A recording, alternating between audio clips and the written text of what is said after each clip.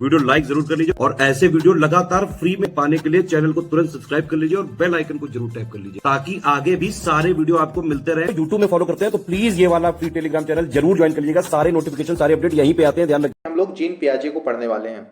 देखिए, आपको पता है कि यहाँ से आप कोई भी टेट का एग्जाम दीजिए, चाहे हरियाणा टेट हो, चाहे एमपी का हो, चाहे छत्तीसगढ़ का हो, चाहे यूपी का हो, सी टेट के एग्जाम के लिए तो महत्वपूर्ण है ही ये विषय। तो ये एक ऐसा टॉपिक है जो हमेशा आपको यहाँ से प्रश्न देखने को मिलते हैं और बहुत महत्वपूर्ण हो जाता है। मैं प्रैक्टिस सेट भी साथ के साथ करा रहा हूँ, आप लोग जाके वहां पे जरूर ज्वाइन कीजिए, जरूर उन प्रैक्टिस सेट कीजिए जो हर बार एग्जाम में आपको देखने को मिलते हैं। ठीक है, यहां से आप करने के बाद आपका शायद ही कोई क्वेश्चन जीन पियाजे से बाहर जाए। तो चलिए शुरू करते हैं। देखिए, जीन पियाजे की अगर हम बात करें तो इनका रोल काफी ज्यादा महत्वपूर्ण हो जाता है हमारे टेट के एग्जाम में, क्योंकि यहां से क्वेश्चन आपको देखने को मिलता ही है। तो इनको जिसलिए हम पढ़ते हैं वो सबसे महत्वपूर्ण बात है कि इन्होंने जो हमें महत्वपूर्ण सिद्धांत दिया, ठीक है, वो है संज्ञानात्मक विकास का सिद्धांत। ठीक है, संज्ञानात्मक विकास के सिद्धांत से क्या तात्पर्य है? यहाँ पे जैसे अगर आपसे पूछा जाए कि संज्ञान का मतलब क्या होता है, ठीक है, संज्ञान का मतलब अगर एक साधारण भाषा में, बोलचाल की भाषा में अगर आपसे पूछा जाए, आपने सुना होगा तो बोलते नहीं कि संज्ञान हो गए, यानी कि बड़े होना, चीजों को जानना। तो जो बच्चे यहाँ पे जैसे जैसे बड़े होते हैं और किस प्रकार से उनके अंदर कितनी समझ डेवलप होती है किस उम्र में, कुल मिला के यही समझाने का प्रयास किया गया है इस संज्ञानात्मक विकास के सिद्धांत में। इन्होंने 4 भागों में बांट दिया है उस सिद्धांत को और उसी के हिसाब से हम पढ़ेंगे और उसी के हिसाब से प्रश्न आते हैं। लेकिन कुछ थोड़ा सा इसको और भी चीजें हैं जो महत्वपूर्ण है परीक्षा के दृष्टिकोण से, उन सारी चीज को हम लोग देखते हुए आगे बढ़ते हैं। तो अगर हम जीन पियाजे की बात करें तो ये एक स्विट्जरलैंड के वैज्ञानिक थे, ठीक है, यानी कि स्विस वैज्ञानिक थे। अब इन्होंने बोला कि जैसे कि हम देख रहे हैं सिद्धांत को कि संज्ञानात्मक विकास का सिद्धांत दिया है, तो इसका तात्पर्य यह है कि जैसे जैसे बच्चा बढ़ता है, बड़ा होता जाता है, वैसे वैसे उसके अंदर जो है संज्ञानात्मक मेच्योरिटी बढ़ती जाती है। ठीक है, बायोलॉजिकल मेच्योरेशन साथ साथ बढ़ता है, यानी कि जब छोटा रहता है तो उसके अंदर सोचने समझने की क्षमता कम रहती है और जैसे जैसे विकास होता है तो वो संज्ञानात्मक विकास उसका होता जाता है ना। तो यहाँ पे ध्यान दीजिएगा कि ये चीज तो आपको जनरली भी पता है, लेकिन हम फॉलो जो कर रहे हैं किसको कर रहे हैं? जीन पियाजे को। और यही इसी हिसाब से पेपर में आपको प्रश्न का सही उत्तर चुनना है। ठीक है, और इसी के हिसाब से जैसे जैसे बच्चा बड़ा होता है विकास होगा और उसी के हिसाब से उसकी जो अवधारणा है, जो कॉन्सेप्ट है, वो डेवलप होगा। चीजों के बारे में जो अवधारणा और जो समझ डेवलप होगी उसको, वो कॉन्सेप्ट को क्लियर करेगा। जैसे मान के चलिए कि घड़ी है, घड़ी में कोई पर्टिकुलर टाइम दोपहर के 12 बजता है तो उसको पता लगेगा कि अच्छा दोपहर के 12 बजे सिर पे जो सूर्य रहता है वो ऊपर रहता है। कुछ दिन बाद देखने के बाद उसका कॉन्सेप्ट क्लियर होगा, वो चीजें समझता जाएगा। ठीक है, लेकिन ऐसा नहीं कि 12 बजे सिर पे ही धूप रहेगी, रात को भी 12 बजते हैं तो वो उसको जो है फिर धीमे धीमे समझेगा और बाद में समझेगा जब बड़ा हो जाएगा कि अच्छा ये टाइम जोन है, डिवाइड किया गया है, हर देश में अलग अलग होता है, एक ही टाइम पे 12 हमेशा नहीं बजते। ठीक है, तो टाइम अलग अलग हो सकता है। तो ये जैसे जैसे बच्चा बड़ा होता है वैसे वैसे उसकी संज्ञानात्मकता बढ़ती जाती है। ठीक है, और बच्चों में सक्रिय ज्ञान का जो निर्माण होता है, यानी कि क्रिएटिव लर्नर होते हैं ये, इनके अंदर धीमे धीमे सक्रिय रूप से ज्ञान में संलग्न होते हैं और जैसे जैसे सीखते जाते हैं उनका निर्माण होता जाता है। इसीलिए इन्होंने सक्रिय ज्ञान के निर्माण के ही कारण पियाजे ने इनको नन्हे वैज्ञानिक का संज्ञा दी, या नन्हा वैज्ञानिक का, लिटिल साइंटिस्ट कहा इनको, लिटिल साइंस यहाँ पे लिखा है, साइंटिस्ट कहा। ठीक है, लिटिल साइंटिस्ट इनको बोला है। तो यहाँ पे ये चीज बहुत महत्वपूर्ण होती है। देखिए, ये जनरली इस तरह से पेपर में आपको देखने को मिलेगा कि नन्हे वैज्ञानिक किसने बोला या किसके हिसाब से बच्चे जो है सक्रिय ज्ञान के निर्माता होते हैं, इस तरह से प्रश्न आपको देखने को मिलेगा।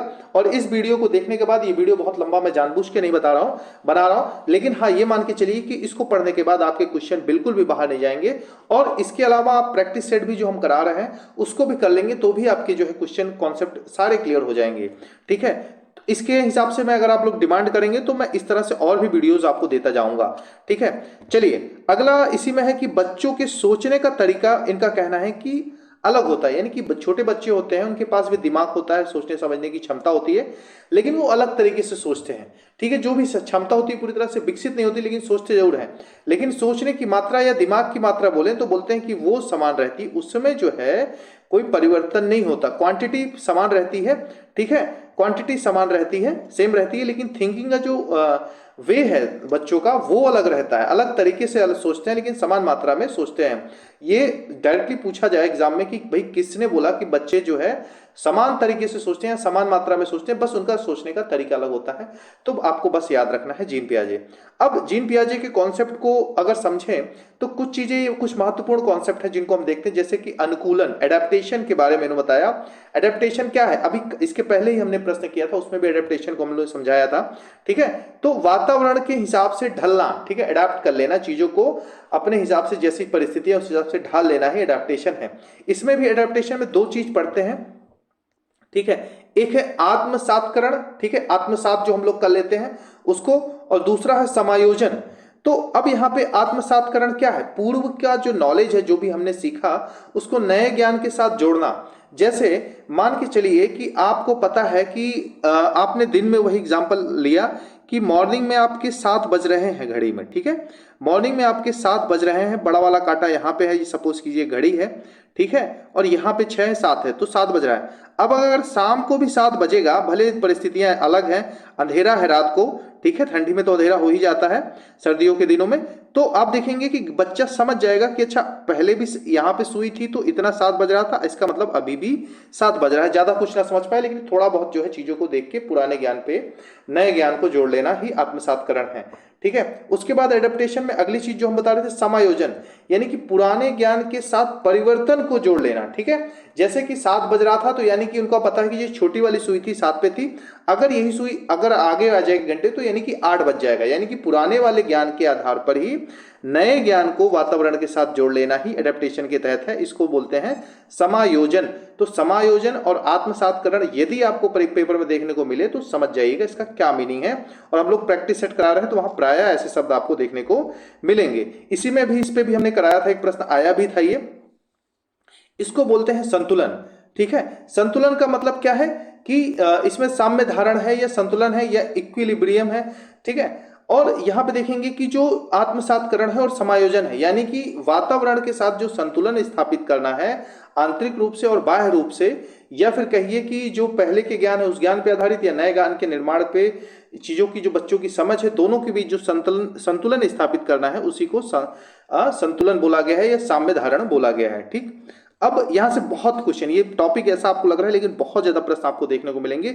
ये छोटा सा वीडियो मैं बनाने का प्रयास कर रहा हूं ताकि कम से कम समय में आप ज्यादा से ज्यादा उपयोग कर पाएं, क्योंकि पेपर जब आगे आता है तभी आप लोग ऐसी चीजों को देखते हैं, और उसमें मेरा उद्देश्य है कि आपका सिंगल क्वेश्चन गलत ना हो, ठीक है। क्योंकि इतना ही हम पढ़ेंगे जितना परीक्षा के लिए उपयोगी है। अगर आपकी कोई चीज परीक्षा में नहीं आ रही तो उसको पढ़ने का भी कोई औचित्य नहीं होता। इसी में एक इनका कॉन्सेप्ट है स्कीमा का।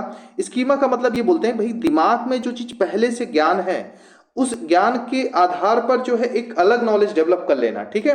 यानी कि पहले के नॉलेज पे, दिमाग में पहले के ज्ञान के आधार पर धारणा बना लेना, कॉन्सेप्ट बना लेना। जैसे कि हमने घड़ी का ही एग्जांपल लिया था, ठीक है।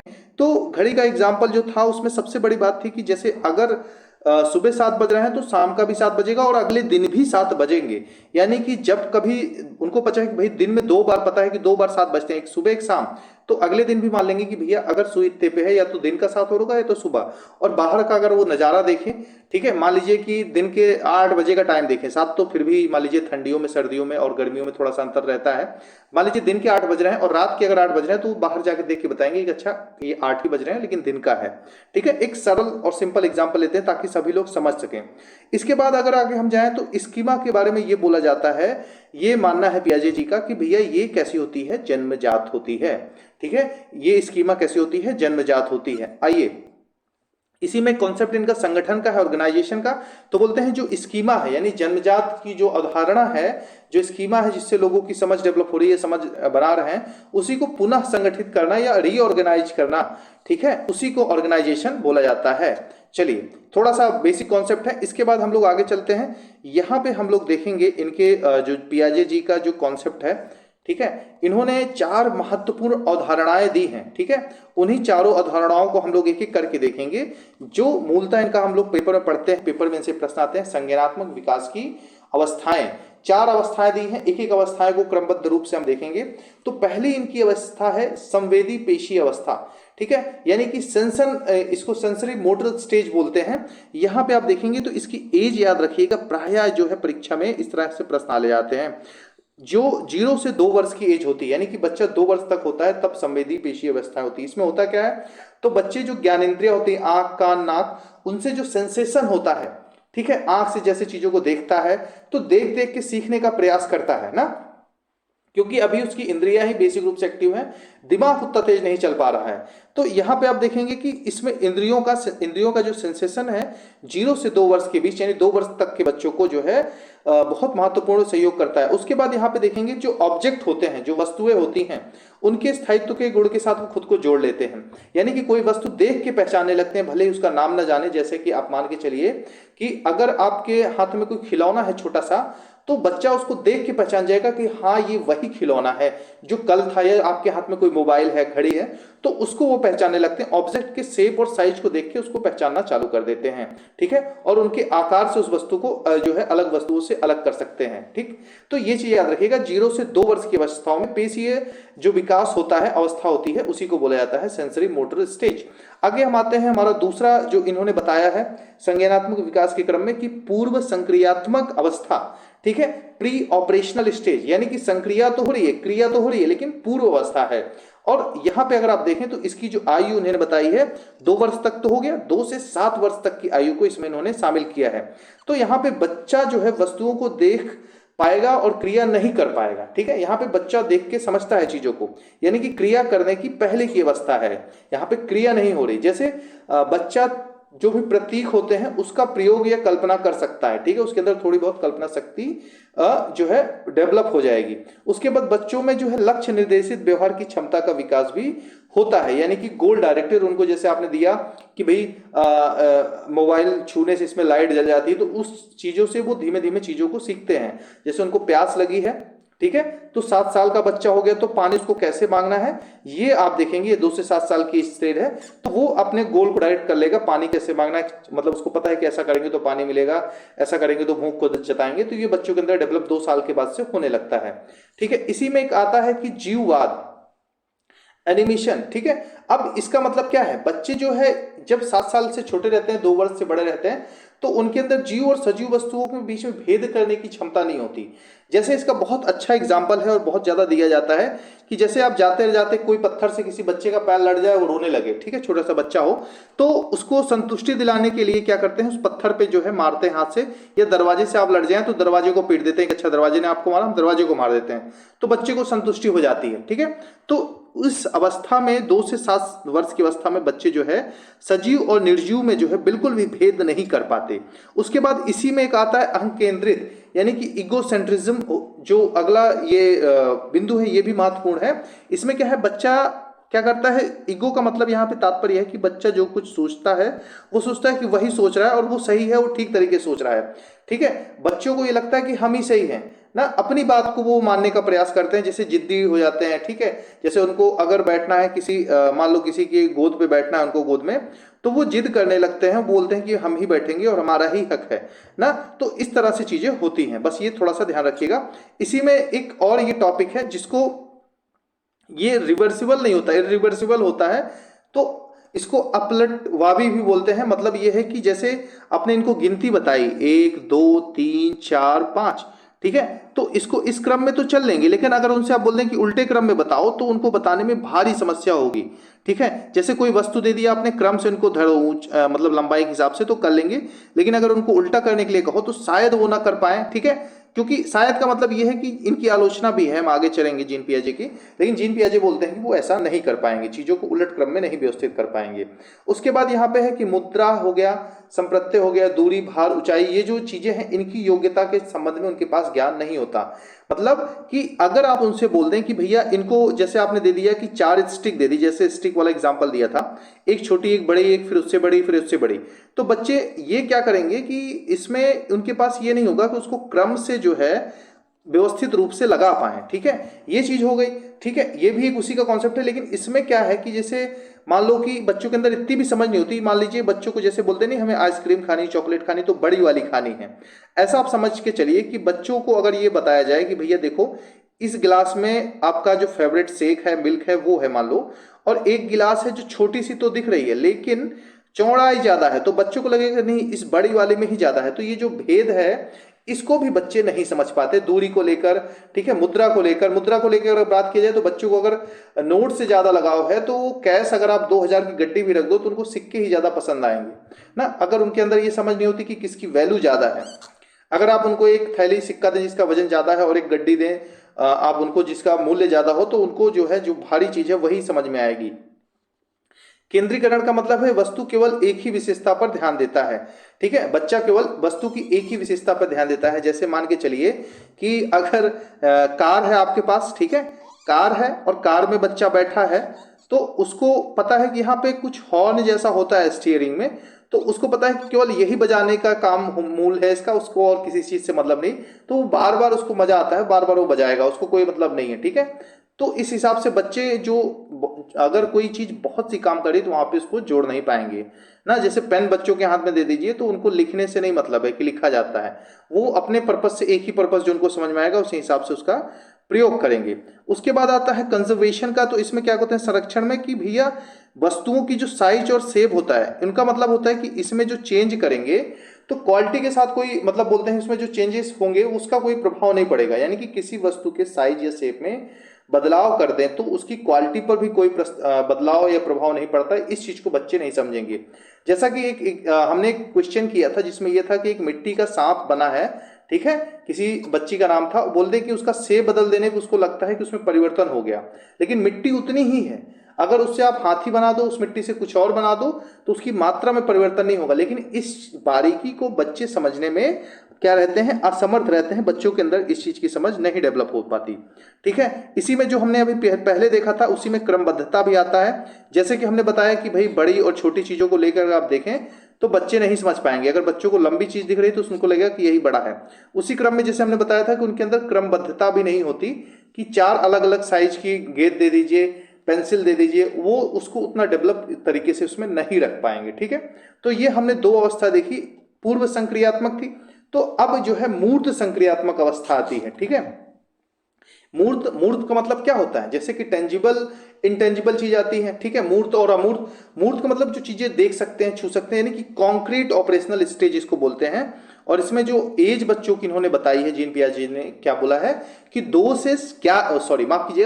7 से 11 वर्ष तक होती है, यानी 11 वर्ष तक की जो अवस्था होती है, और 7 वर्ष से 11 वर्ष की जो अवस्था है, इसी को मूर्त संक्रियात्मक अवस्था बोला गया है। अब इसमें बच्चा क्या करेगा, बच्चा आसानी से जो चीजें रखी होती हैं उनको देखकर छूकर समझ सकता है कि ये चीज क्या है। और मेन चीज उस पर सबसे बड़ी चीज है कि जो चिंतन इस पे हो रहा है, संक्रियात्मक हो रहा है, चिंतन करके उस पे जो है उसके बारे में आगे भी सोच सकता है, तर्क लगा सकता है, चीजों को समझ सकता है, ठीक है। हालांकि बहुत तार्किक यहाँ पे नहीं होगा, लेकिन उसको देखकर उन वस्तुओं के बारे में चिंतन शुरू कर सकता है। कि फोन है, मान के चलिए आपके हाथ में मोबाइल फोन है, तो मोबाइल फोन को देखकर इसके बारे में, इसके काम के बारे में समझ सकता है, यदि उसने कहीं इसको पहले से देख रखा है, ठीक है। अब इस क्रम में क्या होता है कि संक्रियात्मक अवस्था में जो बच्चे पहले रिवर्सिबल नहीं कर पा रहे थे, जैसे कि गिनती 1 2 3 4 5 है, तो 5 4 3 2 1 इस तरह से नहीं कर पा रहे थे, अब उनके अंदर ये क्षमता आ जाती है।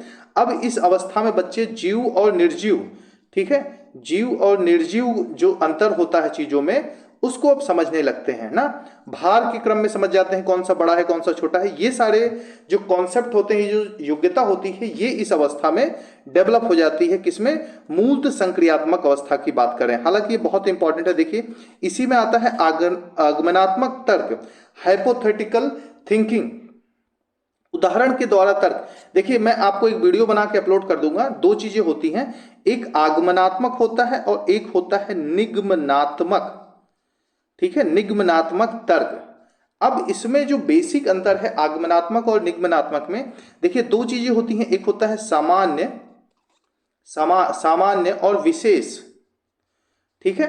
इसको मैं वीडियो बना के एक दिन समझाऊंगा। सामान्य का मतलब ऐसा समझिए कि एक गाय है, गाय की अगर हम बात करें तो गाय के अंदर कॉमन क्या है कि सींग होगा, पैर होगा, ठीक है, उसका एक आकार होगा। ये तो सामान्य चीज होगी, सारी गायों के अंदर रहती हैं। विशेष क्या है कि जैसे किसी व्यक्ति विशेष की गाय, या किसी रंग विशेष की गाय, या किसी विशेष, जैसे मान चलिए आपकी गाय का नाम कुछ भी आपने रख दिया, सोना रख दिया, ठीक है, तो सोना जो है, सोना नाम की जो गाय है या गंगा नाम की जो गाय है, वो एक विशेष गाय होगी। जैसे आप ही देख रहे हैं, आपका नाम मान के चलिए कि राहुल है, ठीक है, नाम तो सुना होगा, ठीक है, बहुत फेमस नाम है। तो राहुल अगर आपका नाम है तो राहुल आप जो है आप विशेष नहीं है, आप सॉरी आप विशेष हैं, लेकिन राहुल मान लीजिए कि स्टूडेंट है जो टेट की तैयारी कर रहा है, तो टेट की तैयारी करने वाले स्टूडेंट, यानी कि ये चीज सामान्य हो गई। तो सामान्य में क्या होता है, जब सामान्य प्रक्रिया कोई फिलोसफिकल वे है, इसको मैं अच्छे से समझाऊंगा।